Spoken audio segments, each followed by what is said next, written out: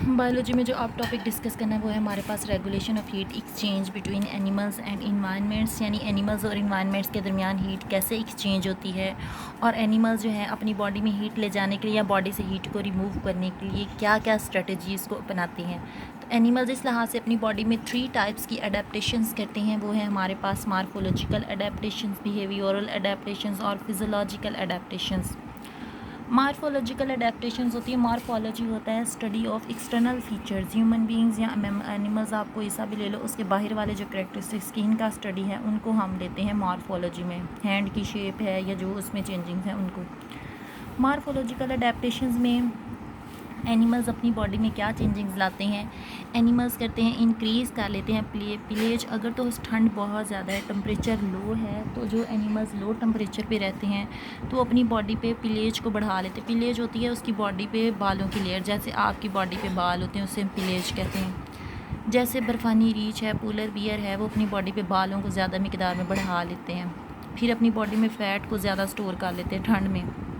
आप अपनी मिसाल ही ले लें, जब सर्दियाँ होती है तो हम ज़्यादा फैटी फूड ईट करना शुरू कर देते हैं, गोश्त खाना शुरू कर देते हैं, आप मछली ईट करते हो। फिर आप तली हुई चीज़ें ज़्यादा पसंद करना शुरू कर दे, फ़ैट लेते हो ज़्यादा से ज़्यादा। अगर तो गर्मियाँ हैं तो फिर उस लिहाज से चेंजिंग्स हैं। कुछ एनिमल्स हैं अपनी बॉडी में लंग्स को मॉडिफाइड कर लेते फॉर पेंटिंग्स में, जैसे हमारे पास डॉग की मिसाल है। डॉग पेंटिंग करता है, जब बहुत ज़्यादा गर्मियाँ होती हैं तो वो अपनी टंग को बाहर निकाल लेता है और उस पर आप देखते हो पानी के छींटे छींटे से भी आपको नज़र आते हैं, वो इवेपोरेशन कूलिंग के लिए होते हैं और इस प्रोसेस को हम कहते हैं पेंटिंग।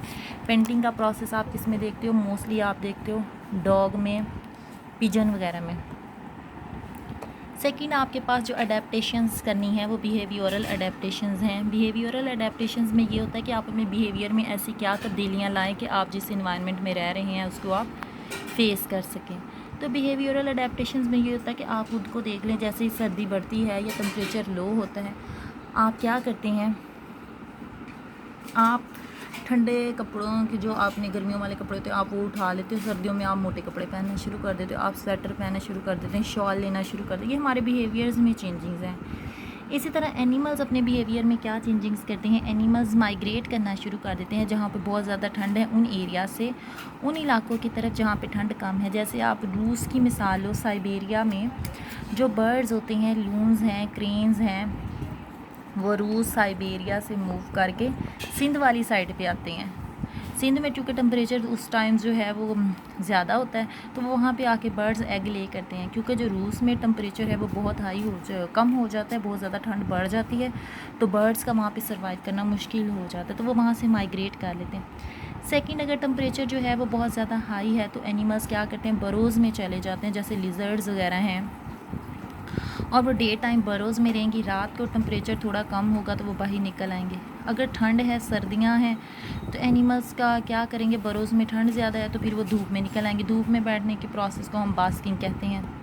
फिर posture of body position change, अपनी बॉडी के पोजीशंस को चेंज कर लेती हैं कि अगर गर्मियाँ बहुत ज़्यादा हैं तो फिर वो क्या करेंगे कि वो उन एरियाज़ को जो कि जहाँ से हीट लॉस ज़्यादा होती है, जैसे उनकी लेग्स वगैरह हैं, बर्ड्स भी, उन एरियाज़ को वो छुपा लेते हैं ताकि उनमें से जो है बॉडी में सर्दियों में हीट लॉस ना हो।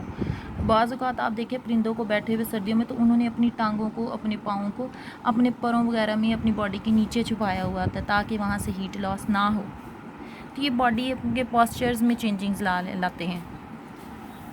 थर्ड, आपके पास है फिज़ोलॉजिकल चेंजिंग्स। फिज़ोलॉजिकल अडेप्टशंस में आप क्या करते हैं, फिज़ोलॉजिकल अडेप्टशंस वो अडेप्टशंस हैं जो आपने अपनी बॉडी में इंटरनल चेंजिंग्स लानी है। इसमें आपके पास वेज़ो कंस्ट्रिक्शंस हैं, वेज़ो डायलेशन है। वेज़ो कंस्ट्रिक्शंस का प्रोसेस होता है, आप देखें सर्दियों में आप अपने हाथों की वेंस को देखें, आपको हाथों पे वेंस नज़र नहीं आएगी। इसके बरक्स आप गर्मियों में देखें तो आपको अपने हाथों पे वेंस नज़र आती हैं। मोस्ट कॉमन मिसाल देख लें, आप ये देख लें मेरे हाथों में भी ये वेंस नज़र आ रही। तो जो गर्मियाँ जैसे ही होती हैं तो वेंस क्या करती हैं, वो उबर के आपकी सरफेस के ऊपर आ जाती हैं, स्किन के ऊपर, ताकि वहाँ से हीट लॉस हो सके, ज़्यादा से ज़्यादा हीट लॉस हो और आपकी बॉडी का टेम्परेचर मेंटेन हो। लेकिन चूँकि सर्दियों में हमें क्या होता है, हमें हीट को बचाना होता है, बॉडी में सेव करना होता है, तो वो क्या होता है, हीट जो हमारी वेंस वगैरह हैं वो बॉडी में नीचे चली जाती हैं, मतलब वो ऊपर आपको नज़र नहीं आएंगी ताकि वहाँ से हीट लॉस ना हो। गर्मियों में जो आपके पास प्रोसेस होगा वो होगा वेज़ो डायलेशन का। सर्दियों में आपके पास है वेज़ो कंस्ट्रिक्शंस, वेंस कंस्ट्रिक्ट कर जाती हैं, वो नज़र ही नहीं आती ताकि हीट लॉस कम से कम हो। और सर्दियों में वेज़ो कंस्ट्रिक्शन, गर्मियों में क्या होगा कि वेंस फैल जाती हैं ताकि वहाँ से हीट लॉस आसानी से हो सके, इसे हम कहते हैं वेज़ो डायलेशन।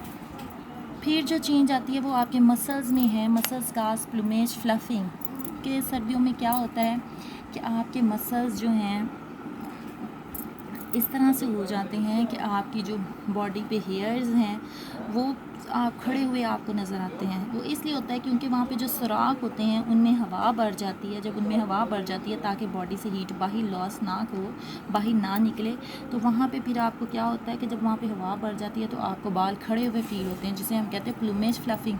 इसमें आपके पास प्लूमेज की जब हमने बात करनी है तो हमने ये बर्ड्स के लिहाज से बात करनी है। बर्ड्स पे जो फीदर्स की लेयर होती है उसे हम प्लूमेज बोलते हैं।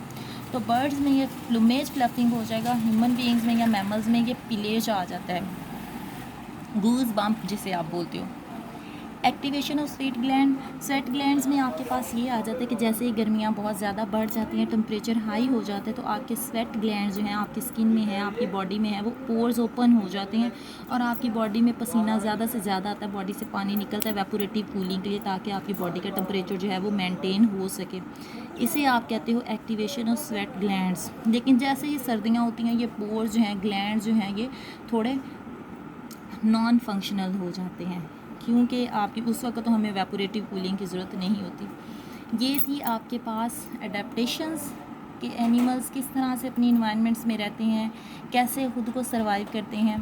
तो उस लिहाज से हमने 3 तरह की एडेप्टेशंस पढ़ी हैं, मॉर्फोलॉजिकल, फिजियोलॉजिकल और बिहेवियरल एडेप्टेशंस। ये 3 टाइप्स की आपके पास एडेप्टेशंस थी। अगर इसमें से कुछ समझ ना आए तो अगेन मुझसे पूछ लें आप।